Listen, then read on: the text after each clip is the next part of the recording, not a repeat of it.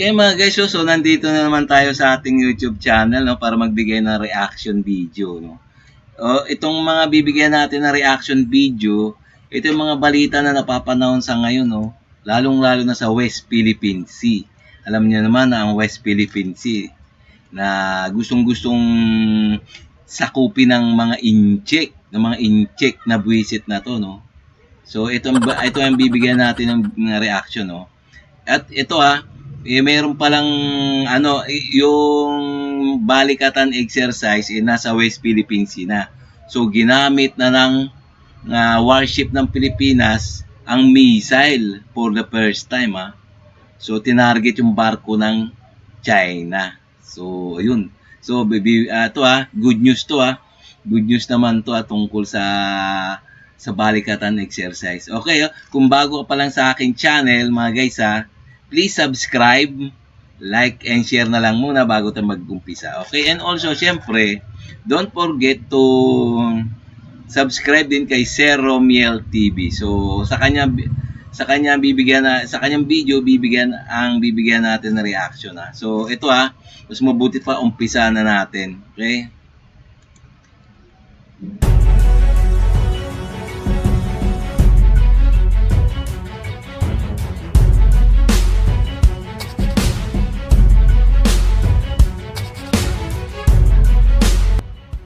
Sa patuloy na balikatan exercise sa pagitan ng Estados Unidos at Pilipinas, maraming klaseng pagsasanay ang ginawa ng magkasamang pwersa, katulad na lang ng Coastal Defense Exercise na kung saan ginamit ng Amerika ang kanilang M142 High Mobility Artillery Rocket System o HIMARS na isa sa kanilang pangmalakasang artillery at gusto din bilhin ng Philippine Army. Hindi din naman nagpapahuli ang Pilipinas kahit medyo kulang pa tayo sa kagamitan matapos gamitin din ang ating mga Atmos 155mm self-propelled howitzer pati na rin ang iilang mga kanyo ng Army upang tamaan ang mga target na kunwaring sumusugod sa ating kalupaan at naging matagumpay din naman ang pagsasanay na ito ng dalawang bansa.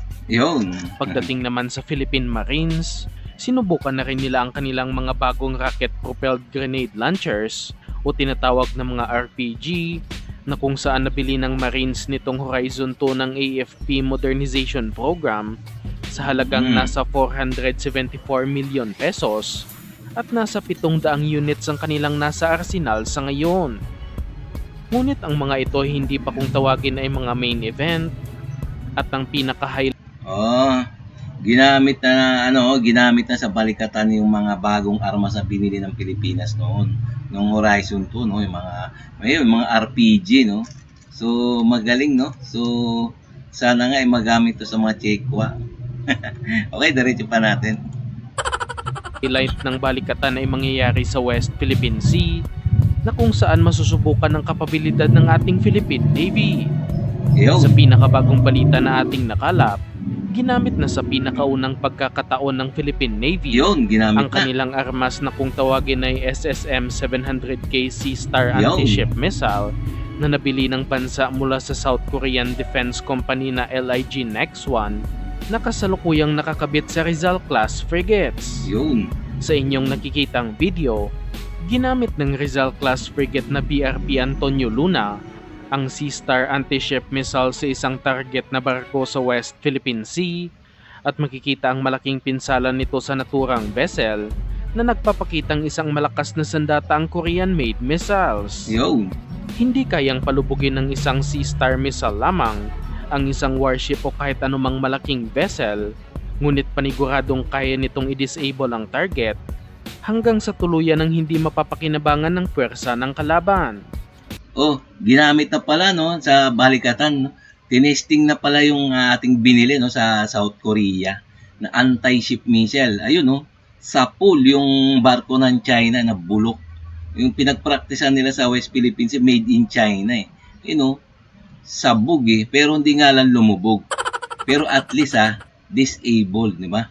Okay na rin yan kaysa naman umaandar pa yung barko ng China na nagagamit pa. At least pag tinamaan ng anti-missile ng Pilipinas yan, disable, di ba?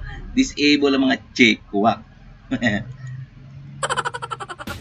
Malaking achievement na rin ito para sa ating hukbong Yes, sandahan dahil ito ang Mm. pinakaunang beses na gumamit tayo ng anti-ship missiles Yes. at inaasahang mapaparami pang order ng Yo. Pilipinas nito sa mga susunod na taon sa ilalim ng AFP Modernization Program. Yun. Bawat isang Sea Star missile ay nagkakahalaga ng nasa lagpas 100 million pesos at bawat Rizal class frigate ay mayroong nasa 4 nito, ngunit kaya ng warships na magdala ng 8 anti-ship missiles. Yun. Wow, ang mahal pala niya, no? Mahal pala ng isang anti-ship missile na yan, no? Grabe. Kung gusto pang palubugon yung barko, 2, 3, 4 na missile bago lumubog.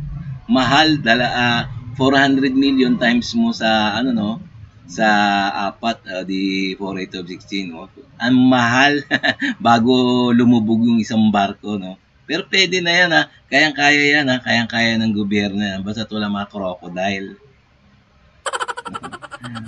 May range ang mga ito na aabot sa 200 kilometers, kaya magandang paramihin ito para sa pangdepensa ng Pilipinas. Nanghihinayang din tayo sa ngayon na hindi pa pwedeng gamitin ang mga BrahMos missiles dahil kakarating pa lang nito sa bansa. Oo nga, no? Itong BrahMos missile ay mas maganda, no? Ito magandang, panglaban sa anti-ship missile daw. Ito, pinaka-modelo ngayon, no? Gawa ng India, BrahMos missile. Kaso hindi pa pwedeng gamitin, eh. So, kailan kaya gagamitin? Sige, diretso natin. At kailangan pa ng lagpas 1 taong training ng Philippine Marines upang magamit ito, ngunit tumaasa tayong makikita ito sa balikatan sa susunod na taon. Yun. Kung ang BrahMos missile ang ginamit sa target na barko ngayong balikatan, ay paniguradong isang tama pa lang, ay halos mahati na siguro sa 2 ang target. Dahil sa makikita nating doble ang Lakas laki pala. nito sa Sea Star missile, 3 beses na mas mabilis, at mas malaki din ang kayang Wow. dalhing warhead. Ba, isang BrahMos missile pala, kaya palang mahati yung yung barko sa lakas. Mas malakas pala yan, no? Kaysa doon si Star ng South Korea, no? So dapat talaga itong pinantesting itong BrahMos missile, no? Sa ngayon, kumakala pa tayo ng mas maraming impormasyon at akin ulit kayong babalitaan sa mga susunod na video. Okay mga guys, so ganun pala, no? So for the first time talaga, no, ginamit ng Pilipinas yung kanilang binili sa South Korea na anti-ship missile. Ibig sabihin nun, anti-ship. Ayun nga, anti-ship. Tagalubog ng na tagapagpalubog ng mga ng barko. Yun. So, pero parang mahina pa, no, di ba? So dapat talaga yung BrahMos missile, mas malakas daw ang BrahMos missile. So, abangan natin yan mga guys.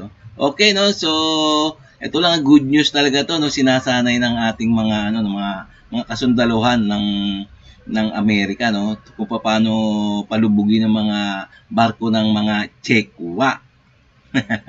Okay, no? Kung nagustuhan niyo yung mga ganitong mga reaction video, please guys, bago tayo magtapos, okay? Please like and subscribe na lang muna sa ating YouTube channel. Okay?